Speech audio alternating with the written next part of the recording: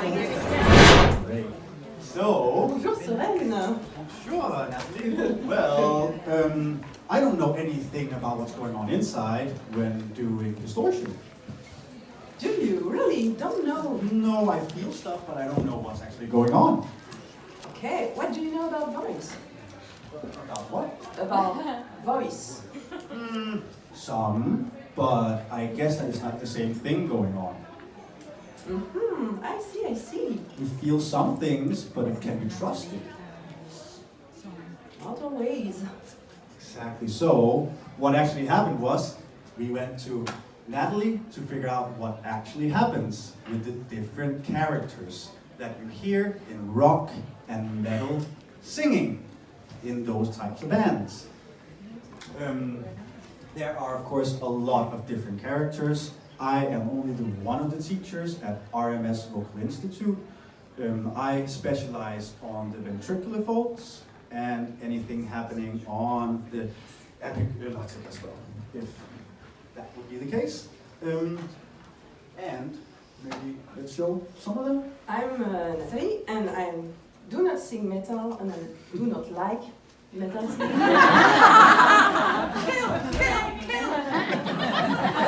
So this was a lot of fun.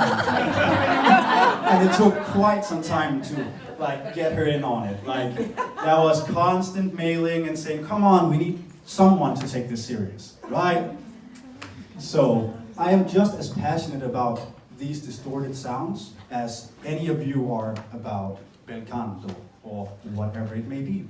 It means something to us. It's not just another way of destroying your voice. Right? So we do our best to make sure nothing happens. And the way to do that is, of course, with the help from a voice scientist. So, as a person who doesn't like metal, when Soren said to me, I would like to do a video conference with you asking for questions about my metal singing and teaching, I thought, whoa. wow. But then we had a very interesting discussion, and I thought, wow, these guys, we can really talk science with them. So why not giving a trial? Would you like to come to Grenoble? I would love to. Okay, because in Grenoble we can make some experiments on you. Ooh, that sounds great. So let's try that. So that was the beginning of the adventure. So this improbable meeting together. A little shake, we're sorry. So, Soren. Okay. This is metal for me. That's me distorting on top of the video. I'm sorry. Well, maybe you can tell with what we did exactly. Yeah, exactly. Yeah. I asked Soren, Rocky, and Matthew, who's here, to come to Grenoble for doing some endoscopy of their production, because it was easier for me to discuss with them if I could see a little bit what he was speaking about. So I asked my colleagues in the University Hospital of Grenoble, Ia Batala and Christophe Fab, to come to this place and to do the recording with us. So we did. We put them a kind of suite, a vest, a vest that measured their respiratory behaviors. We put a necklace. Yeah, we had to even take some of my beard off. Not a good day, not a good day. for measuring glottal contacts. Then of course we had audio, but what we will show today to you, we had endoscopic examination. So, and just a funny story is that it occurs, it should have occurred in the ENT department, but in fact the material we had to use was very close to the pediatric department. And so when Soren and Rocky were producing their sound, there were a bunch of children waiting for Someone said, "There's a bear in there, Mom." They were so happy at the reception. They said, "We have never had a more quiet day." So if you need a quiet day, you know where to contact me, right? Awesome.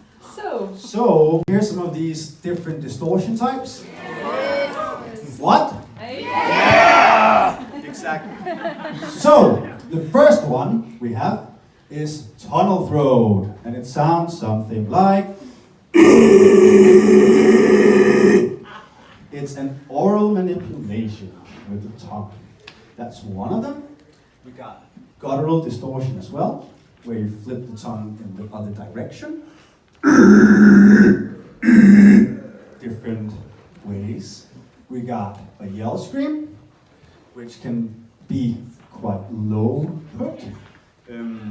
There's a band called Haunted that does it, where there's a chorus that goes something like. So you hear a lot of volume. That's why yell scream, as you see. We can put it a little bit higher, so we get a little bit of a falsetto kind of a thing going on. So it's like instead a little bit louder. And we can go even higher. And as you can hear, my voice is fine. There's nothing happening. And we got the growl, which most of you probably know. There are actually two versions. The one that you would hear back in the 90s, where these types of distortion started, was a closed vowel distortion. So, whatever it may be. Or, PEVOC. Could you hear it? So, and then of course time passed a little bit and we started opening that mouth. So it turns into what I personally would call a yell growl. So, for example, some asked me, what does the band Ginger do long ago today? A bit earlier at least. That's basically what's going on. So the growl is not a but a much louder version of it. So, and we got the bad boy, the one we stay away from. The reason is you might be able to make that sound, but it's a sound. It's not a healthy one. It's basically air passing so, what do you call it, like, so heavily in some, yeah? There's so much air going through basically that you cannot control it. And that's the one that most people actually start doing, which is a big, big mistake. It is done something like this, and I hope my voice will be fine afterwards. I'll just do a small one so you got a small example of it. So it's basically me passing too much air. You can hear the difference, right? Can you? Yeah. Yeah? Great. So we can actually hear the difference. So let's stay away from air distortion. Okay? Great. So let's move to some physiological consideration before watching the endoscopic view of what Soren has just produced. So this is our articulatory instrument, and as you know, we have tongue, lips, velum, but we also have the larynx as an articulator, and the pharyngeal region can be a place of great articulations. So if we have a focus on pharynx, just for those of you who are not familiar with anatomy, so we have, the top of it is the nasopharynx, then we have the oropharynx, from the uvula to the bottom of the epiglottis. Then you have the laryngopharynx, which is the larynx, a tube in a tube, so a suspended tube that can move easily. And you have the esophagus on this view. And inside the laryngopharynx, you can see the epiglottis, the ariepiglottic folds. So epiglottis here. Ariepiglottic folds are here and here. This is especially for my adorable colleague, Michel Castellango, who always asks me, where are these folds? They are here. You have the interarytenoid notch, and here you have the prominence of the cricoid cartilage. This is tongue of the root of the tongue. Is it? And this is soft palate. Here, I can move as well. So, if we go to the larynx, the structure that you should remember in the following. So we have seen the epiglottis, we have discussed about the ariepiglottic fold, but here you have also a fold that is just located above the true vocal fold. Sometimes they are called the false vocal fold, or ventricular folds, or vestibular folds. All these terms refer to this same structure here, that is a bad vibrator, but still can vibrate. There should be one more T in ventricular folds. Vent-tric, right? Great, great. So, let's move to visualization of what you just did. Yeah, let's go into it. Let's start with tunnel throat. And it sounded, if you forgot.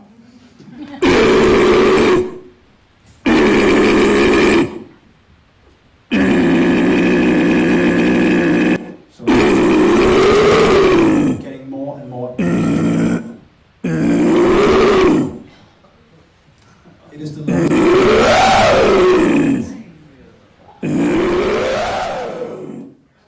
So can you tell us some words about what happened here? Yeah, I am trying to activate it slowly instead of just, there it is. Well, what happens before that, right? So, that's what's going on. So it's all about daigia. Exactly. Okay. And it's an oral manipulation where we dip the tongue down. So the back will be lifted, like twanging a little bit. But you're not pushing the back of the tongue anywhere backwards. It's just, hi everyone. Can you speak like this? Yeah, exactly. And then we activate the ventricular folds, and that's basically it. So, let's move to guttural distortion.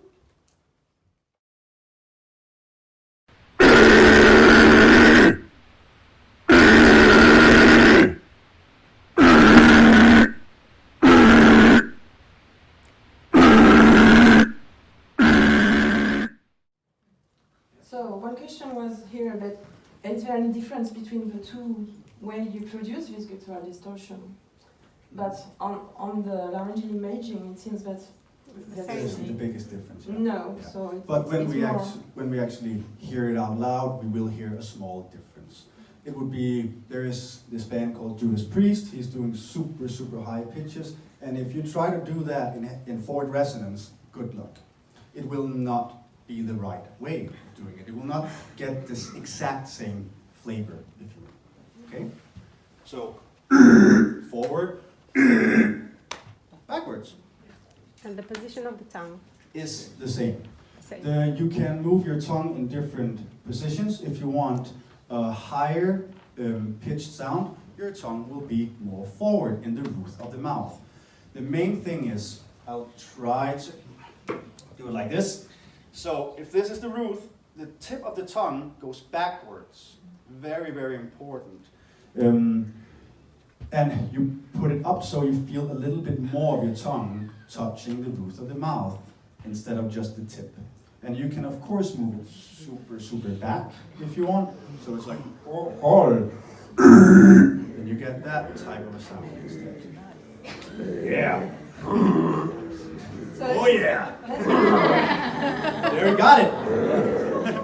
But I don't like swallowing my tongue. No, it's not a great feeling. No. That's the thing. So that's one way, but if you want it a little bit brighter, more forward, that's all.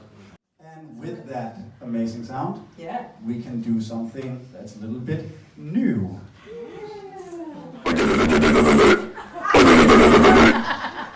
This is what gives the video RMS!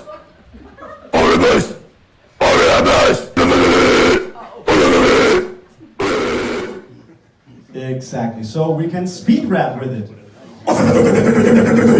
There's no limitations on the ventricular folds in that way either. Any questions for that? It's the same setup. The only thing is now, when doing that, no tongue up. I am doing an U with my lips, and then just going for it. And remember the lyrics. Okay, next. Yes, scream.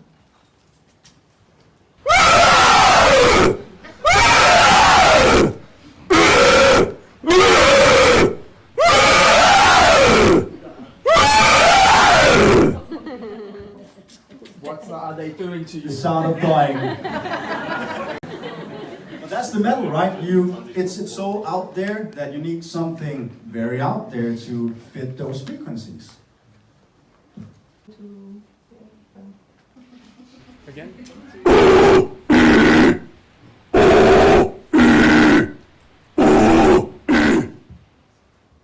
So what does that mean, original? So as I said earlier, original growl means the earliest stages of when this started happening. So basically the 90s, like some would say 1990, some would say 89, depending on which band that you are a fan of. So, but yeah, it's around early 90s, and that was the main sound people made. This is the kind of sound that they were producing at this time. Yeah, in death metal. Wow. So yeah. And let's move to the last one, the famous air distortion that you do not advise to anyone to try. Yes. You can even hear it at the ending in this video, how I cannot keep the connection.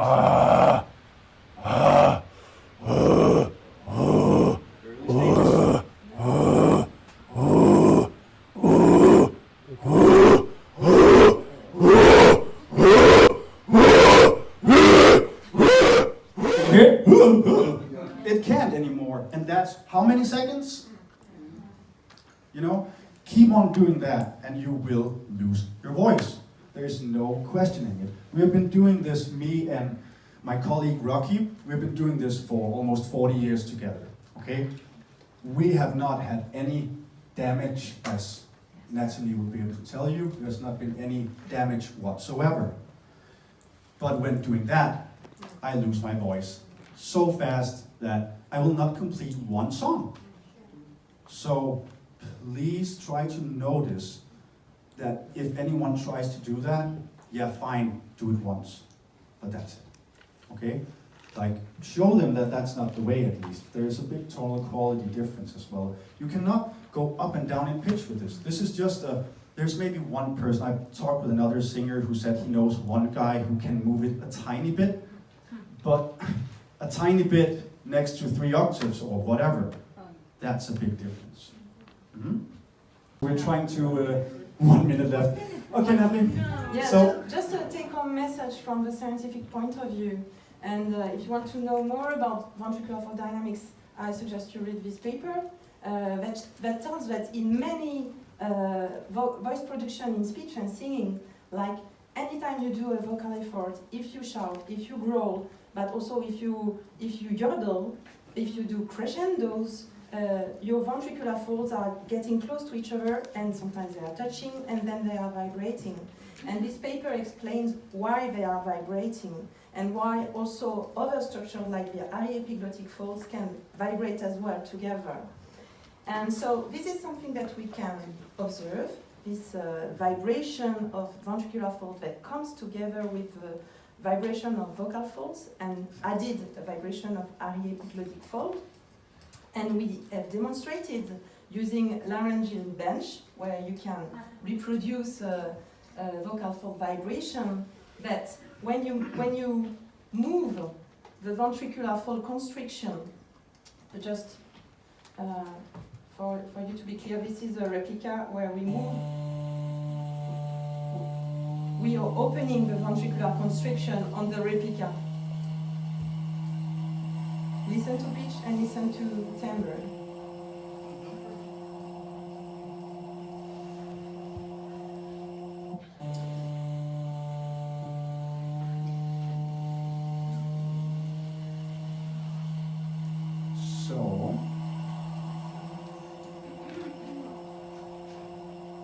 So when you do this, in fact, the way you approach your ventricular folds have a great impact on the quality of sound that you will have. So for me, Soren and Rocky have an expertise how to bring the ventricular fold sufficiently close so that they will alter the vocal vibration, and so there will be induced vocal and ventricular and maybe epiglottic vibration with an easy way of producing, with less subglottal pressure.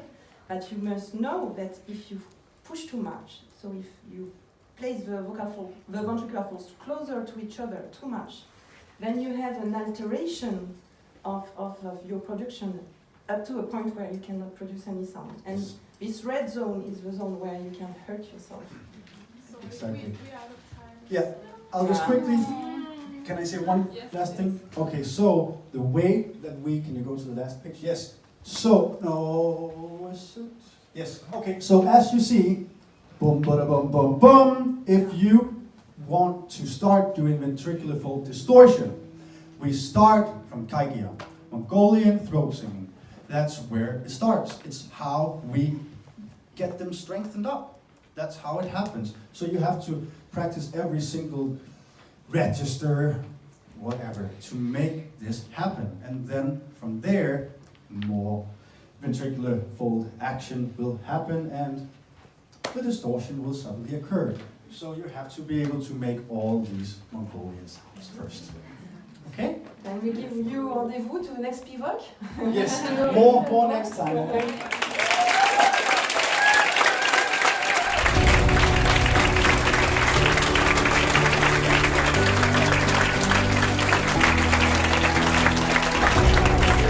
Thank you so